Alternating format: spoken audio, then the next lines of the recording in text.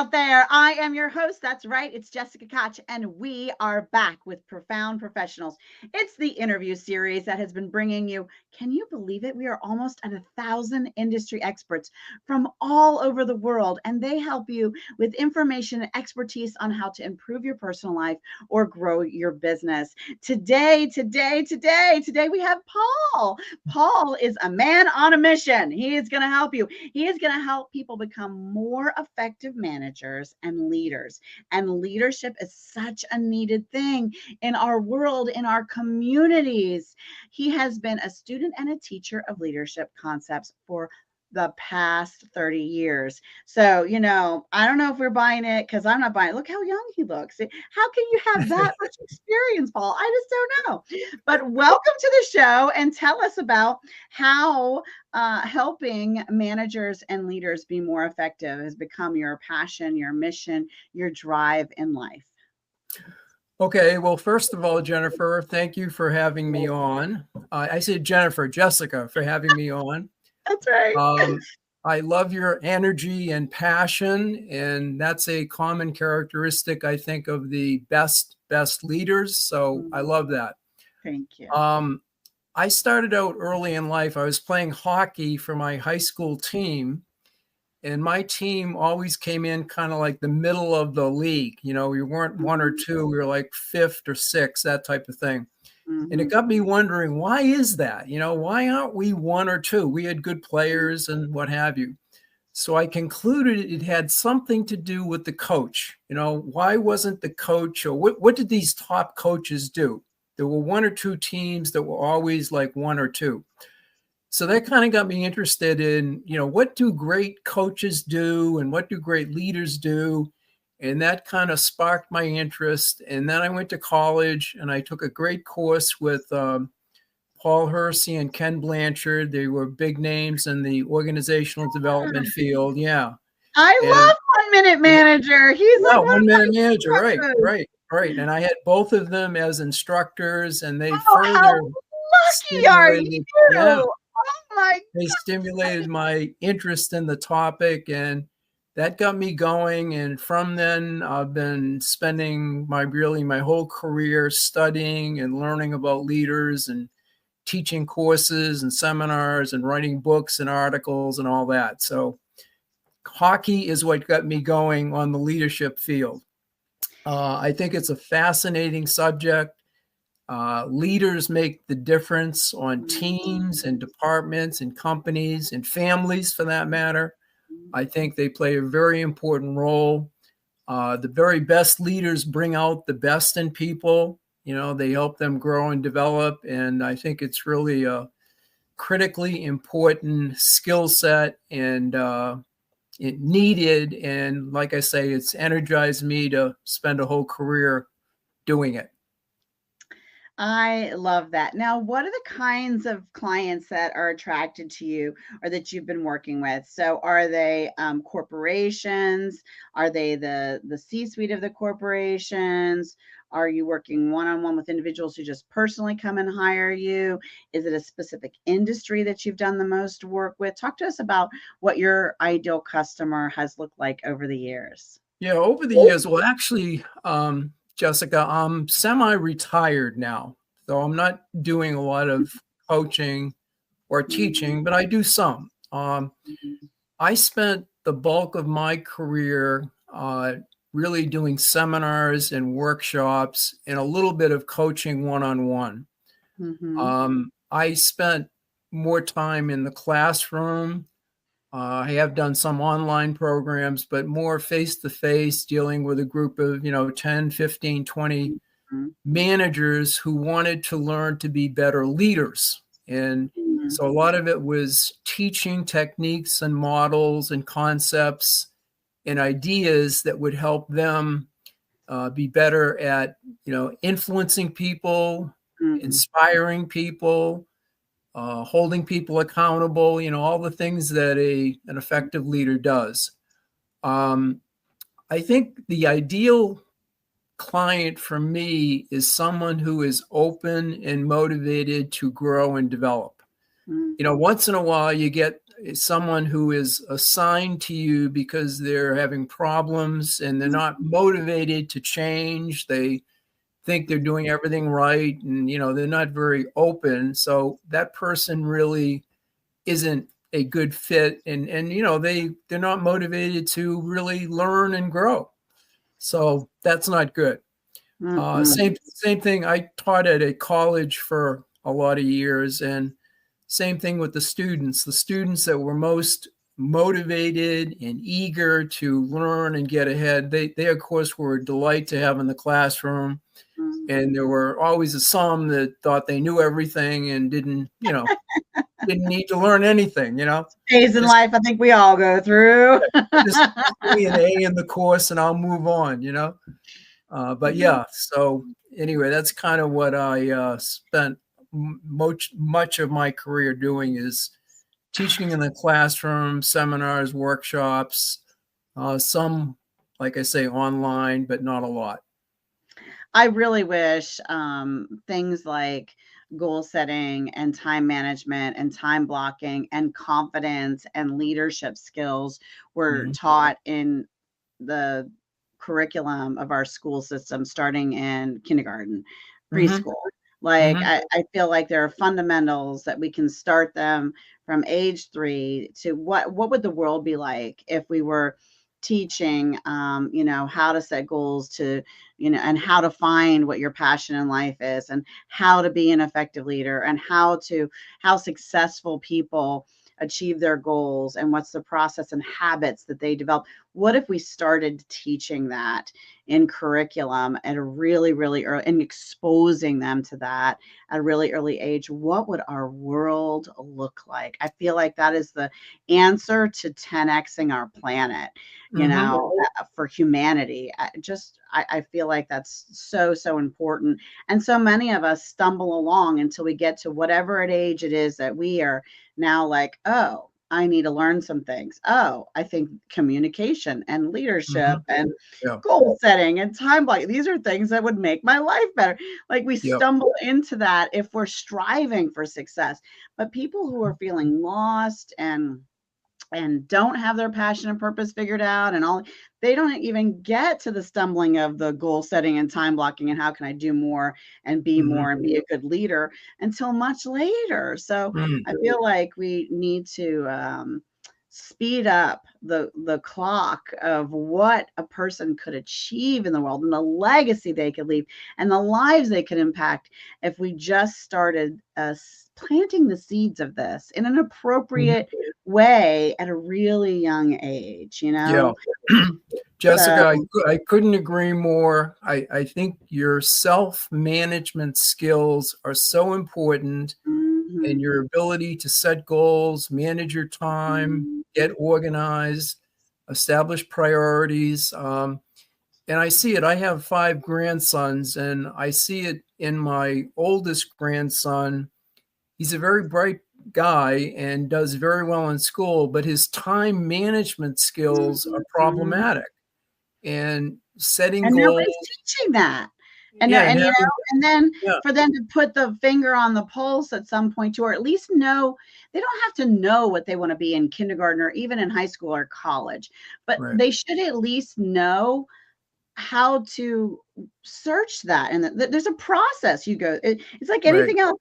You can learn how to find what you're best at, what you most love. There's like a whole blueprint to follow to figure out what your passion and your mission in life is, if you so choose to seek it, right? First you have to want to seek it. So that's what I tell my oldest grandson. It's okay to not know what you want to do for your career, but you need to start thinking about and taking some steps to start to narrow down your options.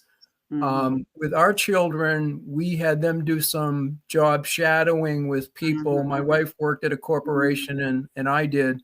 So we had them come in and they'd spend, half the day with someone in human resources or half the day with someone in marketing or underwriting. My wife worked at an insurance company. but giving them some exposure to what those fields do and what it's like to spend a day as a HR recruiter. What does that look like? How do you spend your time?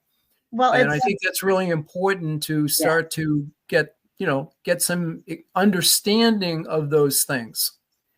Interestingly, I'll sometimes say to my grandkids, tell me about your father's job or your mother's job. And they really don't have a clear understanding of what their father or mother is doing day to day, decisions they're making, issues they're handling at work, what happens in meetings, that type of thing. So I'm with you. The earlier you can get kids thinking about these things and starting to plant those seeds and get them working on the self-management skills, I think, is a real plus.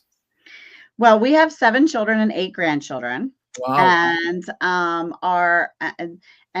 so this first 6 really need therapy and a lot of work because they were our practice children. But our 7th child, our 7th child, she's at a Montessori school right now.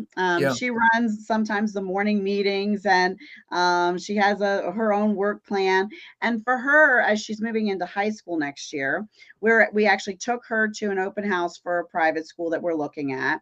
And her other option is a homeschooling again, because we've homeschooled her before. So she's going to go, not only we did the open house, but she's going to go to a shadow day of that school to see how she likes actually being there as a student full day. And then she's also going to meet and do shadow days with the local homeschool high school co-ops to see how she likes those. And then as a family, we're going to make an educated decision. But we've also exposed her, like my husband owns his own company and I own mine. And he is, over the summer, he's a licensed general contractor and does remodeling. And he took her to work and paid her to support him and work with him. And she was really excited about that. And I, well, you kind of see what I do. I do sales and marketing consulting. I run this virtual business. I do a lot of speaking and virtual summits and talks.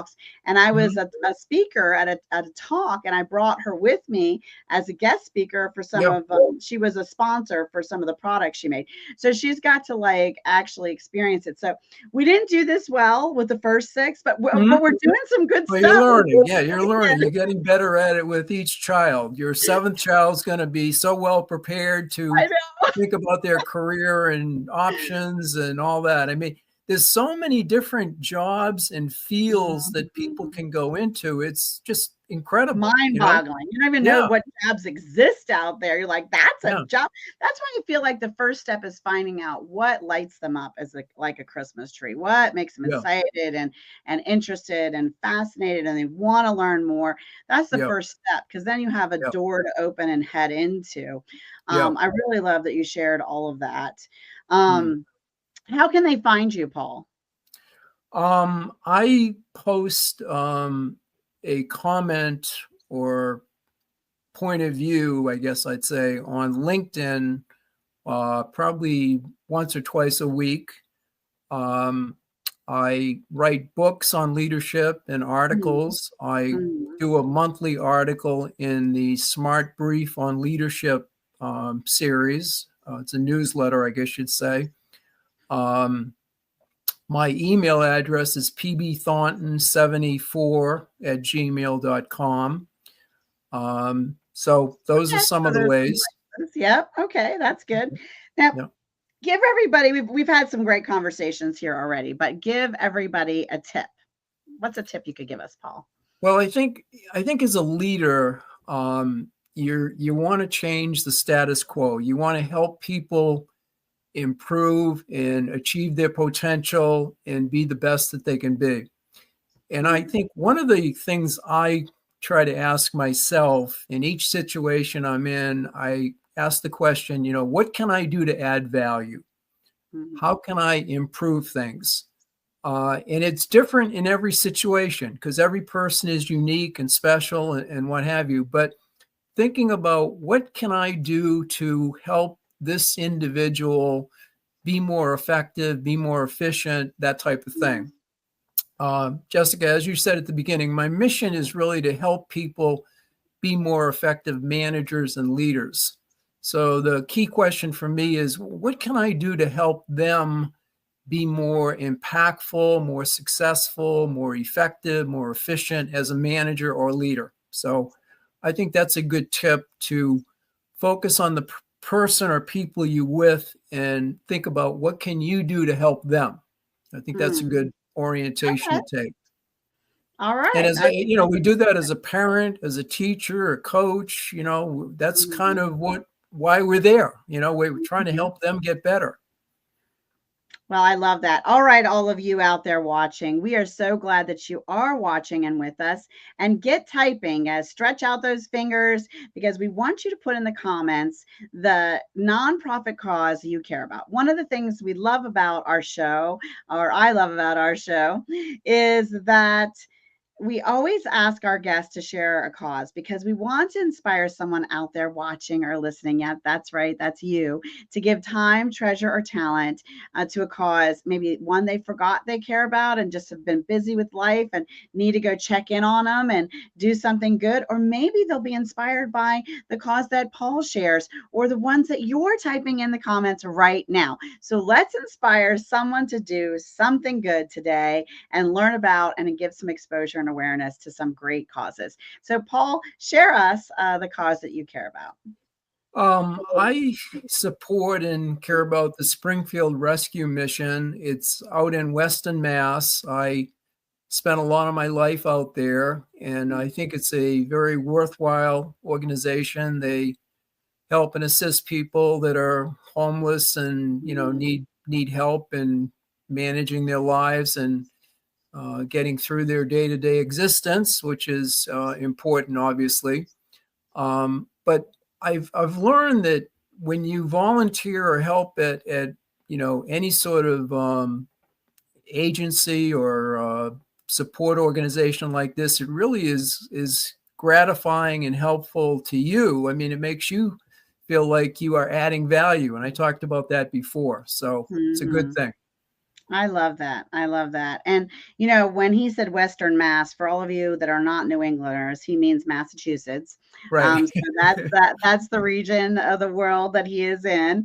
And so this may be something you look up, and maybe you want to just send them a little love or a little support in some way. Or maybe you want to check out what are the homeless options and in your community, and how can you support that cause, because any time of year, all year long, no one should be without a safe place to stay. So thanks for sharing that cause with us. You're not done typing. Come on, give me those finger exercises. We need to see them. You need to type in there if you're an author, if you have a book, if you have a book that inspired your personal life or helped you grow your business, written by someone else. That might just be the book someone out there watching needs to read. So do your part in our podcast and get typing the book that inspired you, or share some of the books you've written, and be kind enough to share, because someone else might too. And guess what? They might give some exposure to the book you've written. See, all of this works together. We lift each other up. We support one another.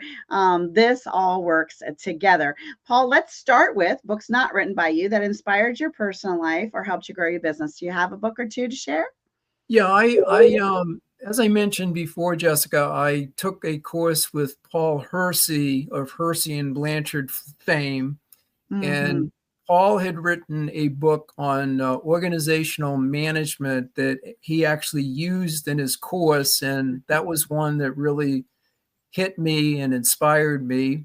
I also read several of his other books on situational leadership concepts, and those were all great. And I think anything you could read by him is worth reading. So that's what I would say. Wonderful. Now you're an author. Let's talk about your books, Paul. Yeah, my books, I've written several books. They're very short and to the point. I try to cover one big idea in each book. For example, I have one book on leadership styles, and I boil it down to 3 basic styles: directing, discussing, and delegating. I try to simplify the complex. I try to make it very practical and usable. So there's a number of books on Amazon. If you want to check those out, I'd welcome that. I would highly recommend you start maybe with the leadership styles. And these books are inexpensive. The online version is like $2.99. So you're not going to go broke buying my books, and if you can't afford it, email me and I'll send you a free copy. So that's my commitment as well. But well, yeah, that's awesome. I think most important is the information. Oh, excuse me. Sorry. Yeah. So just because a book is really super affordable or even free doesn't mean that the information isn't worth right. its weight in gold. So thank you for that, Paul. Anything else you want to say about your books before we continue? I recently wrote one, a leadership book, and interestingly, I interviewed my 5 grandsons. Oh, cool. Yeah, this book is called Add Value, Improve the Status Quo. And my grandsons range in age from 17 to 12. And I wanted to get their kind of fresh, unfiltered view of what makes an effective leader. And I incorporated many of their comments into the book. And I think it's quite interesting. And it's refreshing to hear what a 12-year-old thinks about leadership. And also some of the things they've done have really blown me away.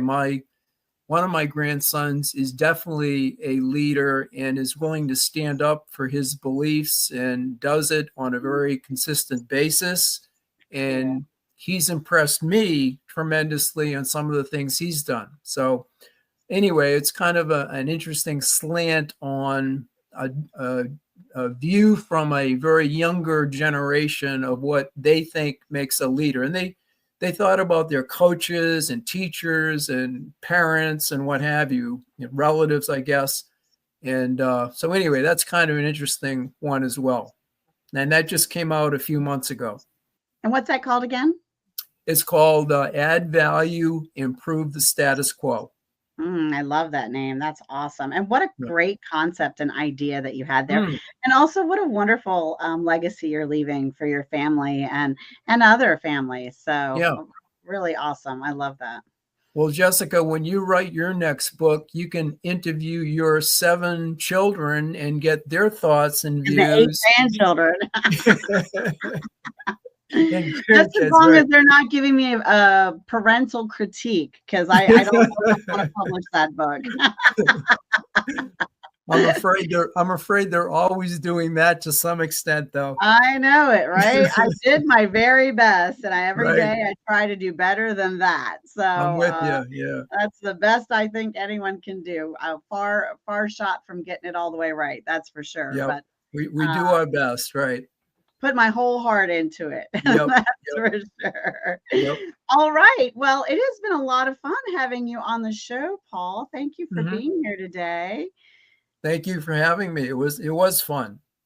And if you're out there and watching, and I know you are, and you're thinking to yourself, wait, I could improve someone's personal life. I could help someone grow their business. Well, guess what? We want you. Reach out to us and our team, and we'll give you the steps and directions of just how to get on our show. So before we say goodbye, Paul, we would love for you to share a final thought, a piece of information or inspiration to inspire us as we go today. I'll go back to what I said earlier, that my final thought would be, think about in each situation you're in, asking yourself the question, what can I do to add value? How can I help? And then proceed and do what you can to help the person, maybe encourage them, and maybe help them establish a goal. It might be to have them frame the problem in a new or different way. There's something you can do to help them move their case along or their issue along and get it going in a more positive direction. So I think that's a good thing for all of us to do. I feel the energy and the power every time you say that. I felt it the first time and I feel it this time. Every Mhm. time you say that, I hear the famous speech, the ask not what your country can Yeah. do for you, Yep. and I think Yep. that's the point here. Who is Mhm. our community? Who is our country? Who is our world that Mhm. we can step up and serve? And what a beautiful final thought to Yeah. leave us on. Thank you again, Paul. You're welcome. Thank you for having me on. All right, everybody. Until next time, I'm still your host, Jessica Koch, and this has still been another Profound Professionals for you. And until our next one, because another one's coming soon, until our next one, be kind to yourself out there and be kind to each other. Bye, everybody.